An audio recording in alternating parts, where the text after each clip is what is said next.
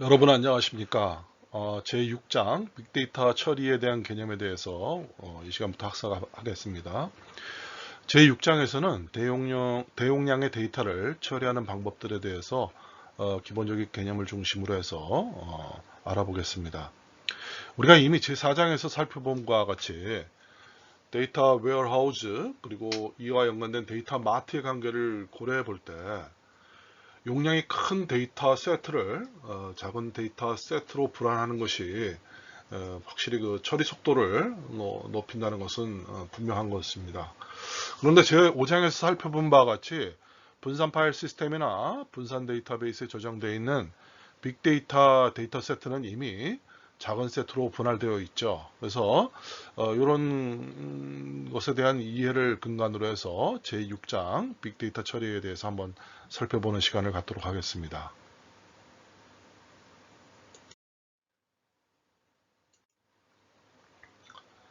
빅데이터 처리를 이해하는 열쇠는 우리가 그동안 정형 데이터와 관련된 전통적인 관계형 데이터베이스에서 일어나는 중앙 집중적인 처리와는 달리 빅데이터는 분산되어 저장된 위치에서 병렬적으로 처리되는 경우가 있다는 것을 여러분이 좀 이해할 필요가 있습니다. 당연하게도 모든 빅데이터가 일괄적으로 또 처리되지는 않습니다. 그래서 일부 데이터는 속도, 즉 스피드 특성을 가지며 시간 순서대로 또 정렬된 스트림으로 이렇게 도달하는 경우가 많기 때문입니다. 그래서 빅데이터 분석이 이러한 그 유형의 데이터 처리에 대한 해답 또한 제공하기도 하죠. 그래서 우리가 인메모리 저장 아키텍처를 활용함으로써 상황에 대한 인지 능력을 제공한 적합한 방식으로 처리할 수 있습니다. 또 이 빅데이터 처리를 원활하게 하는 중요한 법칙이 SCV 원칙이 있는데 이는 그 스피드의 S, 속도, 속력 또는 속도라고 뭐 합니다. 그리고 스피드 S, 그리고 일관성, 그 consistency의 C, 그리고 용량의 volume, V 이런 첫 글자를 딴 SCV 원칙이 있습니다. 그래서 이런 원칙에 대해서도 한번 우리가 이번 6장에서 자세히 살펴보는 시간을 갖도록 하겠습니다.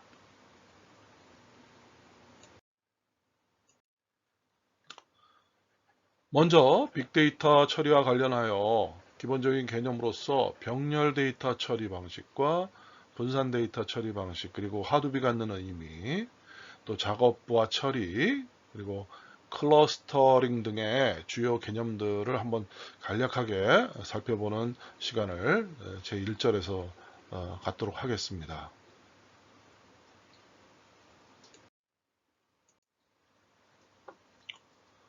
먼저 병렬 데이터 처리라는 것은 하나의 큰 작업을 구성하는 여러 하위 작업을 동시에 처리하는 개념입니다. 이 처리 목적은 하나의 큰 작업을 여러 작은 작업들로 분할해서 동시에 작업함으로써 수행 시간을 줄이려는 것이 그 목적이 되겠죠. 그래서 이 병렬 데이터 처리가 통상 여러 대의 네트워크로 연결된 장치들을 통해서도 가능하긴 하지만 대체적으로 병렬 데이터 처리라는 것은 여러분 슬라이드 그림에서 보는 것처럼 한 대의 장치에 설치된 여러 개의 그 프로세스, 이 프로세스라는 건 이제 여러분 CPU를 의미합니다. CPU. CPU로 또는 우리 이제 코어라는 말도 쓰지요. 그래서 여러분 쿼드 코어 이런 듀얼 코어, 쿼드 코어 이런 말 쓰죠. 코어가 4개짜리, 2개짜리 이런 것들로 구성된 이 한 대의 장치 컴퓨터 즉 이게 고성능 컴퓨터가 됩니다. 주로 고성능 컴퓨터가 되겠죠. 이런 고성능 컴퓨터에서 이루어지는 그런 처리를 우리가 통상 병렬 데이터 처리라고 합니다. 그래서 CPU 하나를 가지고 데이터를 보통은 이제 병렬 처리에 상대되는 게 시퀀셜 순차 처리라고 해요. 그래서 하나 처리하고 또 처리하고 이렇게 이러면은 이게 사실은 프로세서 하나를 가지고 이 데이터를 이 하위 작업이 3개가 있는데 프로세서가 하나만 있다면 뭡니까? 하나 처리해서 순차적으로 처리해야 되는데 이 프로세스가 3개 있다면 이 프로세스들이 서로 연결돼서 그러니까 뭐랄까 집적이 돼 있어서 따로따로 하지만 같이 하는 것 같은 그런 효과를 가져오는 게 병렬 처리죠. 그래서 parallel processing이라고 합니다. 그러면 이 작업 세 개를 한 대의 컴퓨터로 세 개 작업을 하는데 소요되는 시간하고 이 세 개의 작업을 세 대의 그 병렬 처리 시스템으로 처리할 때 시간은 3분의 1보다 더 적게 들립니다. 훨씬 더 적게 드는 그런 스피드를 가져올 수 있는 게 병렬 데이터 처리죠.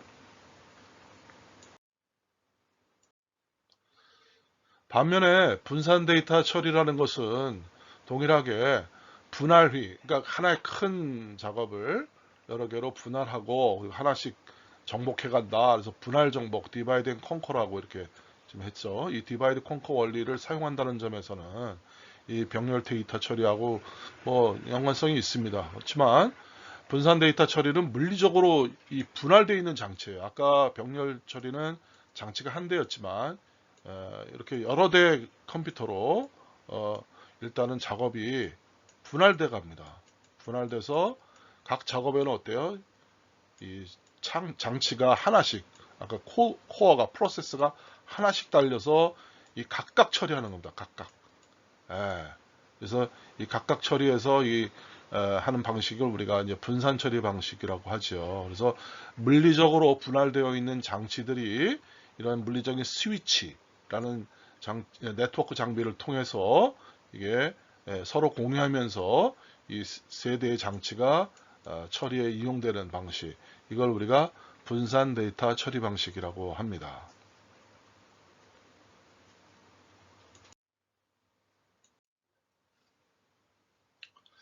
자, 이제 이 하둡은 이제 대규모의 데이터를 저장하고 처리하기 위한 오픈 소스 프레임워크입니다. 그래서 별도의 하드웨어 없이 그 범용 하드웨어로 이제 이걸 누적해서 구성하는 것이 가능한 그런 방식이 이제 하둡 방식이죠.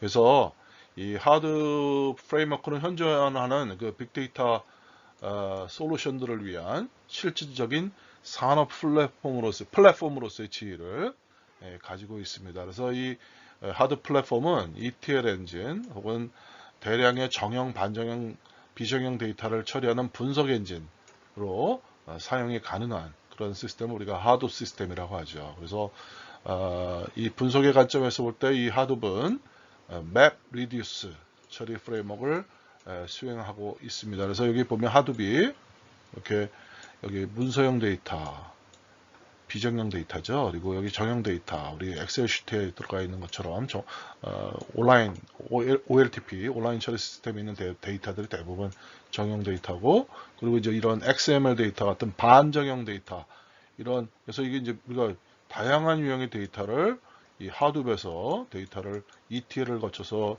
저장 장소에 저장하고 이거를 처리하는 이런 프레임워크가 플랫폼이 이제 바로 하둡 시스템이 되죠. 그걸 통해서 다양한 보고서나 응용 분석 결과를 가져오는 이런 시스템을 우리가 이제 하둡 시스템이라고 합니다.